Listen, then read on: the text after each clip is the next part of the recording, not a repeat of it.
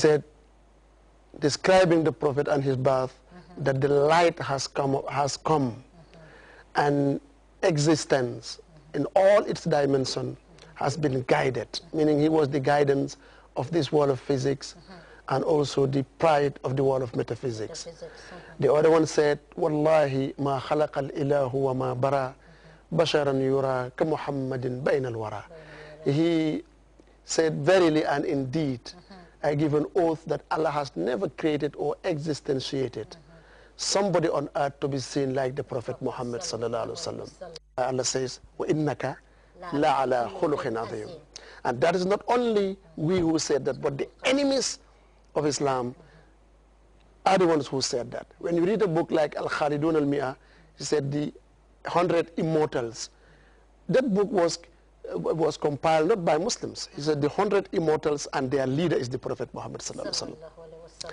Lamartine wrote a book called Le Voyage en Turquie, the voyage to Turkey, in which he said the Prophet Muhammad could not less than be Muhammad because of the values and the virtues and the qualities that he possessed. He could not be less than Muhammad, especially not only with his friends, especially not with his family, but with his enemies. He was so down to earth, he was so forgiving, he was so merciful, so much so that he could not be less than Muhammad sallallahu alayhi wasallam. Its impact in contributing to societal change and the understanding of Prophet Muhammad's biography is monumental, thus forcing many a people to travel far and near in observance of the event. But despite its benefits, there has been widespread condemnation on some forms of gamos hosted for mere profiteering and family aggrandizement. This, for scholars including Dr. Jha, is unacceptable and defeats the lofty objectives of GAMO. You quote from the Prophet rather than talking about my grandfather. Many people will come. Instead of talking about the Prophet, it is the Prophet's birthday, not my grandfather's birthday. It's not bad, of course, to quote a grandfather who took a lot from the Prophet just from time to time. But that is also to go to the Prophet. But you call people and tell them your father, your grandfather. The point of focus is not your father, it's not your grandfather. It's about the Prophet. Lastly, onto that, is also to avoid idolization of the Prophet. The mixing of men and women on the same grounds and giving the religious stride a trade fair face has also been bemoaned by scholars who emphasize that for the act to be a religious one, it must be confined to the perimeters of Islam and the tradition of its holy prophet. The Gambia is one of the countries with high Muslim population in the world and have people great admirers of the prophet. Abu Bakr Dabo, Grts. Officials of the Public Utilities Regulatory Authority, PURA, and partners recently gathered to work out means to help develop strategies that will lead to the harnessing of renewable energy potential in the Gambia. The forum, which brought together participants from the Ministry of Energy and the National Association of Utilities Regulatory Commissioners, was funded by the United States Agency for International Development. Fatu Jassi has the details.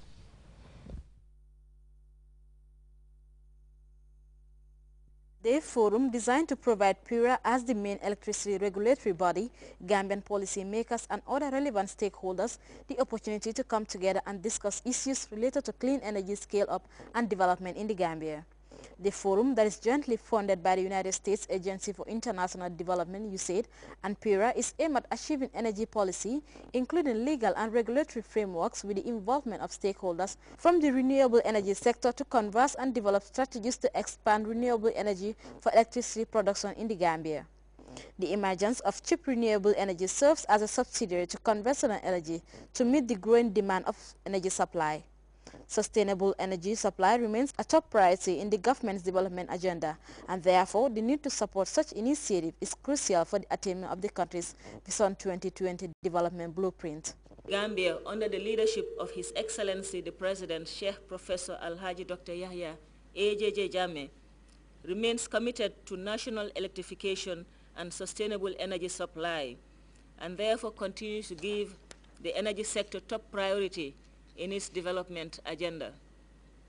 Our focus is not only on implementing projects and programs to this end, but also developing the human capital and institutional competence required. To achieve this, the Gambia government continues to take a consultative approach in formulating the best policies that will enable us achieve the goals set out in Vision 2020. Cells are optimistic of meeting their targets in the near future.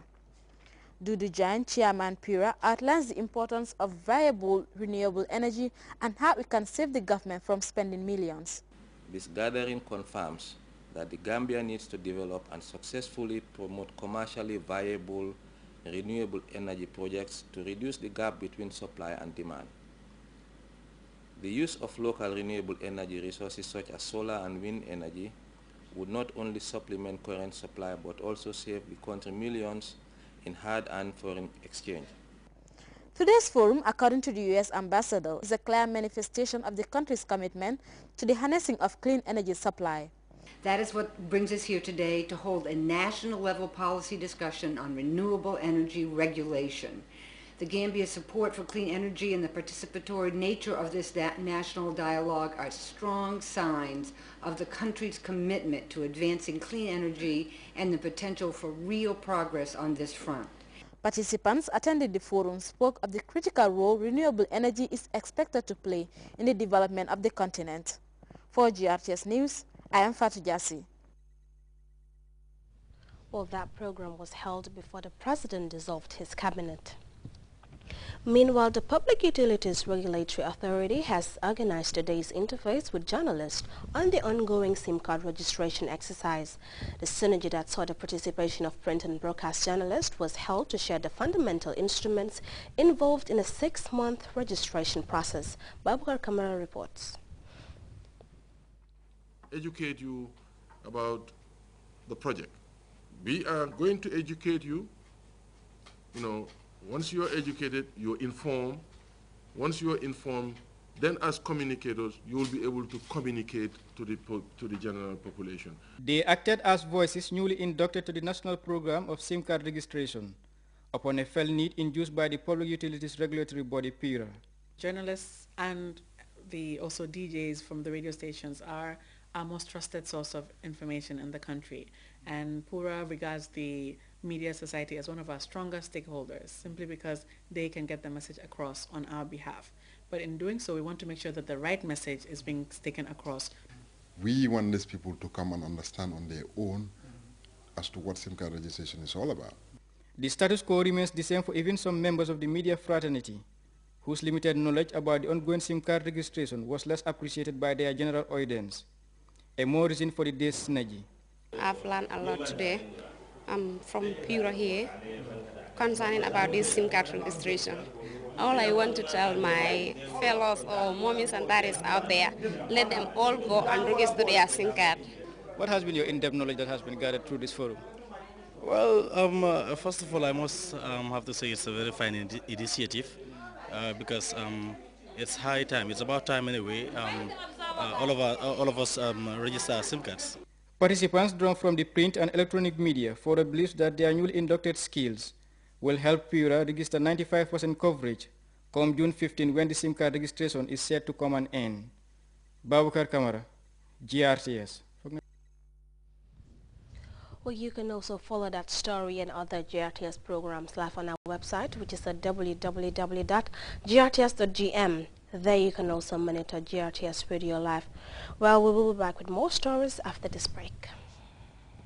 Patronage of His Excellency, Sir Professor Dr. Alhaji Yaya AJJ Jame, Gamtel Staff Association presents Independence Grand Annual Fundraising Gala Dinner, Dance and Show live with the Crown Prince of Malak, Aliwin Bander and the Setsima, Bab Jopet Borom Yuza, Joletal, the King of Kora, Jaliba Kuyate, and many more young Gambian artists. Friday the 17th of February, mega gala dinner at the Oceanfront Senegambia Beach Hotel. Corporate tables available, individual $1,000. Saturday the 18th of February, grand dance at the Independence Stadium, Pacau. Admission $400. And Sunday the 19th, the Independence Stadium VIP $400. Ordinary tickets $250. All in support of Operation Save a Baby, the President's Empowerment of Girls Education, Royal Victoria Teaching Hospital, Gamtel Gamsel Staff Endowment Fund. For bookings and inquiries, dial 9986-414, 9986-188, 9971-124, or 9966-461. Officially sponsored by Gamtel and Gamsel Yai Barong.